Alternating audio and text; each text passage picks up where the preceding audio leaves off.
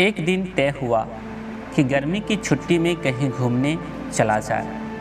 आपसी बातचीत के बाद निर्णय हुआ कि मुंगेर घूमा जाए। वैसे भी मुंगेर एक रमणीक स्थल माना जाता है। अपने सयाने शमशानी मित्रों के साथ हरिंद्र मुंगेर पहुँचे।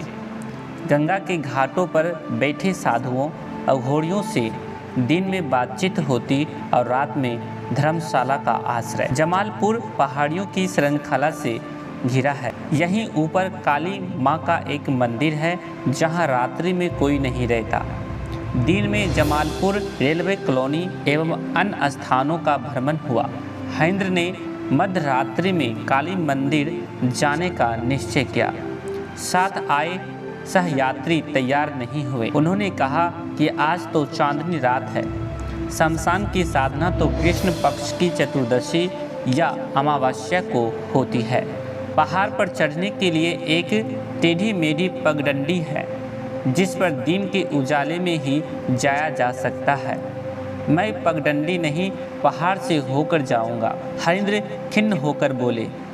मित्रों ने जब मना कर दिया तो खुद ही जाने का मन बना लिया। अंदर की रोशनी जब फुटती है तो चमक बाहर आ ही जाती है। असीम तेज से दमकता हुआ मुखमंडल कई अकथ्य बातों को कहा गया। साधक की साधना के बीच दिन से रात तक का फासला था। उनके लिए तो ये समय ऐसे व्यतीत हो रहा था जैसे प्रेमी के विरह में लिपटी हुई प्रेमिका दिन से रात और रात से दिन को काटती है। अंततः जैसे इंग्लिश चैनल को तैरकर कोई तैराक दूसरे छोर पर पहुंचता है तो उसकी खुशी प्रशांत महासागर की अतलांत गहराइयों से भी गहरी होती है। ठीक वैसे ही रात ने जब अंधेरे का आंचल ओढ़ा, हरिंद्र का निश्चय दृढ़ होता गया। रात के सन्नाटे में पहाड़ के शिखर पर अवस्थित काली मंदिर का रास्ता कठिन था। दैत्याकार पेड़, बड़ी बड़ी शिलाएं और उस पर से खड़ी ढाल देखकर कच्ची उम्र का अनुभव भयभीत हो उठा। हालांकि डर ज़्यादा देर ठहरा नहीं।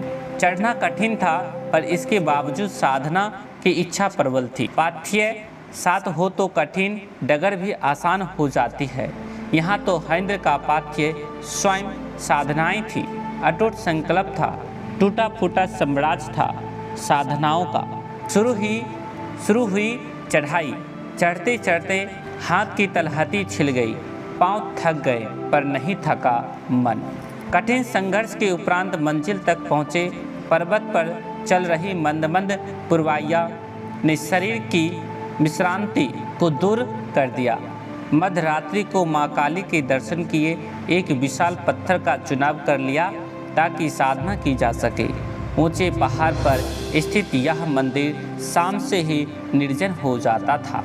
रात्रि के द्वितीय पहर में वहाँ फैली निर्जनता और निस्तब्धता एक ऐसे अलौकिक एहसास का भेदन करती जिसके रहस्य का पता नहीं था। यह सिलसिला चलता रहा। 2-3 दिनों के बाद सभी सहरसा लौट आए। उच्चतर माध्यमिक परीक्षा का समय नज़दीक आ गया।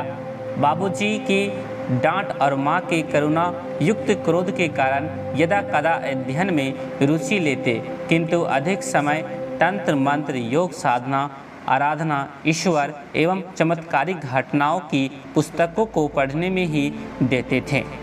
बच्चों की शिक्षा के प्रति गंभीर बाबूजी स्वयं इन्हें पढ़ाने लगे। 2-3 महीने तक लगातार बाबूजी के दिशा निर्देश में किया गया परिश्रम सार्थक रहा। उच्चतर माध्यमिक परीक्षा में सफल हुए। बाबूजी ने हंसकर कहा, कौन कहता है बर को पढ़ने में मन नहीं लगाते। बेटे की सफलता ने माँ की आंखों के किनारों को भिगो दिया जिसे उन्होंने धीरे से पोंछ लिया। सूरज ने अपना तेवर बदलना शुरू कर दिया था। हरिंद्र की उम्र 15 ग्रीष्म को समेट चुकी थी।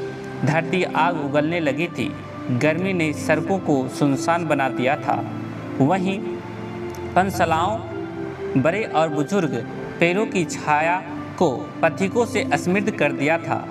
गर्मी की शाम जैसे जैसे सरकती है और भी खूबसूरत होती जाती है। वैसे भी निशा को जब हैंद्र अपना आंचल फैलाते हुए देखते हैं तो उनका मन खिल उठता है। प्रस्तुत कहानी पुस्तक अनमिल आखर से लिया गया है। इनके लेखिका अनुनीता दीदी हैं। इस कहानी को पूरा जानने के लिए इस पुस्तक को ऑनलाइन ऑर्डर करके मंगवा सकते हैं। डिस्क्रिप्शन में लिंक है, चेकआउट कर लीजिएगा। इस पुस्तक में जगत गुरु भगवान शिव के इस कालखंड के प्रथम शिवशिष्य साहब सिंह हैनानंद जी के विशिष्ट व्यक्तित्व एवं उनकी जीवन गाथा को यथासंभव समेटने का प्रयास किया गया है। आइए भगवान शिव को अपना गुरु बनाएं। साहब सिंह हैनानंद। सभी को प्रणाम भाई बहन, इसको आप शेयर कर दीजिएगा।